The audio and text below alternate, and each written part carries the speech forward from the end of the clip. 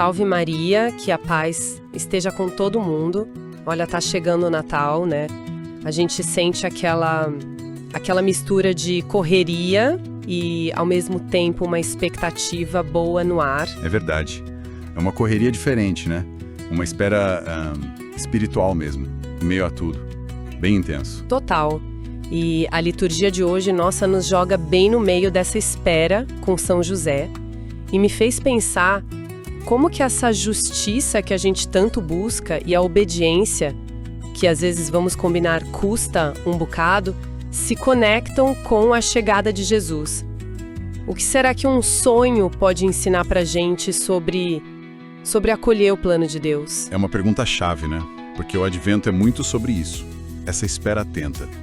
E as leituras que a gente tem hoje, Jeremias, o Salmo 71 e o Evangelho de Mateus, elas mostram justamente essa ponte entre a promessa grandiosa de Deus e a nossa resposta humana.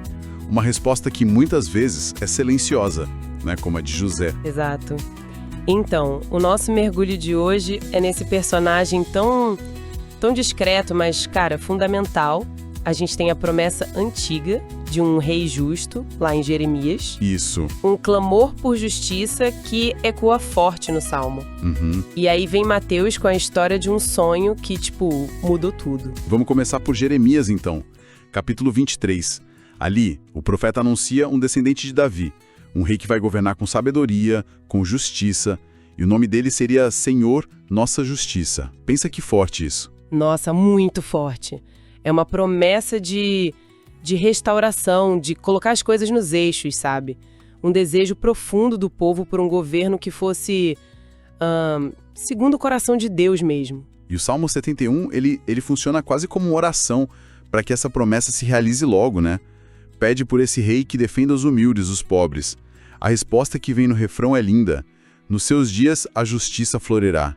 É pura esperança. Uma esperança de um mundo transformado mesmo, né? Pela ação de Deus. Exatamente. Esse salmo desenha o reino que o povo esperava. Paz, justiça, para sempre. E é nesse clima todo de expectativa que Mateus, lá no capítulo 1, apresenta José pra gente. Maria, que era sua noiva, tá grávida, e ele sabe que o filho não é dele. Aí começa o dilema, né? O texto fala que José era justo. Naquela época, isso queria dizer ser fiel à lei de Moisés, certinho. Só que a justiça dele não era fria, sabe? Ele não queria expor Maria, difamar ela publicamente. Complicado, né? Muito. Aí ele pensa em dispensar ela em segredo. Uma decisão difícil, tentando equilibrar a lei e, a compaixão, o cuidado com ela. E é bem nesse conflito interno dele que o anjo aparece. Em sonho, a mensagem é direta. José, filho de Davi. E só essa saudação já conecta ele com toda a linhagem da promessa, né? Aí continua. Não tenhas medo de receber Maria. O anjo explica a origem divina da criança, concebida pelo Espírito Santo. E dá a missão para José. Dar o nome de Jesus. Que significa Deus salva. Exato. Porque ele vai salvar o povo dos pecados. E assim, tudo aquilo que o profeta falou, do Emanuel, que quer dizer Deus conosco, ia se cumprir. E a reação de José é impressionante. Tão simples, mas tão profunda. Ele acorda e simplesmente faz o que o anjo orientou. Sem discutir, sem fazer barulho, uma obediência silenciosa que abriu a porta para o plano de Deus acontecer. Percebe como as coisas se encaixam? Aquela promessa do rei justo de Jeremias, que viria da linhagem de Davi, como o Salmo pedia, sim, se cumpre em Jesus. E a entrada dele na nossa história passa por esse sim de José. O anjo até confirma ele como filho de Davi, para não ter dúvida dessa conexão com a promessa messiânica. A justiça de Deus encontra na obediência humana um jeito de acontecer. Nossa, que incrível! A figura de José, então, se revela um modelo de fé. De fé madura, né? Uma fé que não ignora a realidade difícil, mas confia naquilo que Deus revela, mesmo quando não faz sentido para a nossa lógica.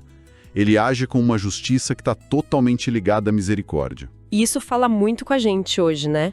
Quantas vezes a gente não se pega em situações confusas, com medo, onde parece que a vontade de Deus contraria nossos planos ou o que a gente acha que entende? Muitas vezes. Somos convidados a ter essa mesma confiança de José, a tentar discernir e obedecer, mesmo sem ter todas as respostas na mão.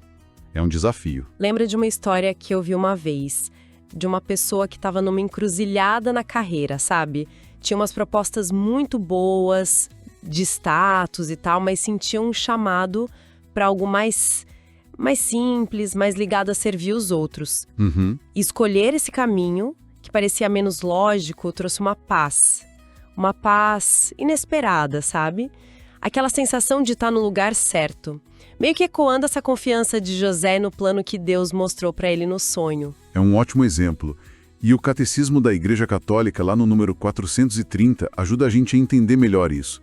Ele explica que o próprio nome Jesus significa Deus salva. Esse nome já diz quem ele é e qual a missão dele: libertar a gente do pecado. Libertar do pecado. Essa é a maior obra de justiça de Deus. É o cumprimento daquela promessa lá de Jeremias, do Senhor Nossa Justiça. Faz todo sentido. Então, a mensagem central que fica é que Jesus é a própria justiça de Deus que veio morar com a gente, o Emanuel, Deus conosco, e a gente acolhe essa salvação pela fé e pela obediência confiante, olhando para São José. Deus realmente espera a nossa colaboração, o nosso sim. Fica mesmo, então, um convite para a gente pensar. Qual é o não tenhas medo que Deus talvez esteja dizendo para cada um de nós hoje, no meio das nossas incertezas, das nossas dificuldades? O que a gente precisa receber, acolher em obediência, mesmo que pareça meio desconcertante? Boa pergunta. E também, como que a gente pode ser tipo José, justo e misericordioso ao mesmo tempo? Como equilibrar o que é certo com o amor, com a compaixão nas nossas relações, especialmente agora no advento, né? Talvez olhando com mais atenção para quem está do nosso lado e precisando de ajuda. São ótimas perguntas para levar para a nossa oração, para a nossa preparação para o Natal. Que a coragem e a confiança silenciosa de São José inspirem a gente a abrir espaço de verdade no coração para acolher Jesus. E a gente continua essa conversa no próximo encontro para crescer junto na fé. Fiquem com Deus.